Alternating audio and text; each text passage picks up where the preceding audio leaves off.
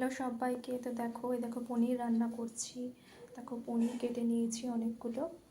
আর এদিকে একটু অন্যরকমভাবে করছি, সবসময় একরকম।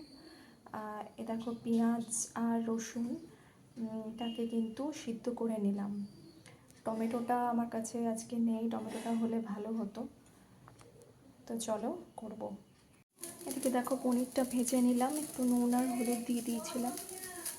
আর এদিকে দেখো একটা মশলা, পোস্ত, চারমগজ আর আদাও দিয়ে দিয়েছি।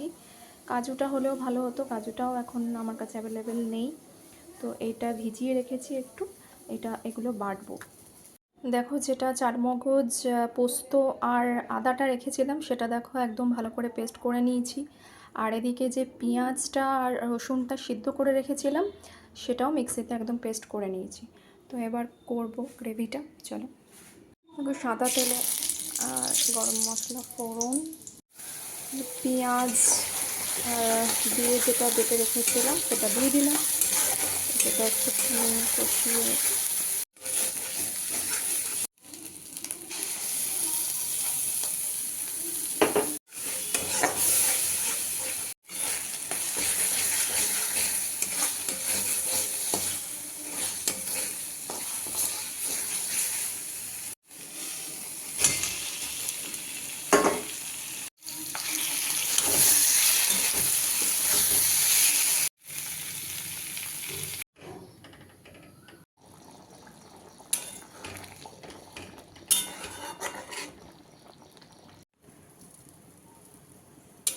দেখো পনিরটা কিন্তু একদম কমপ্লিট হয়ে গেছে।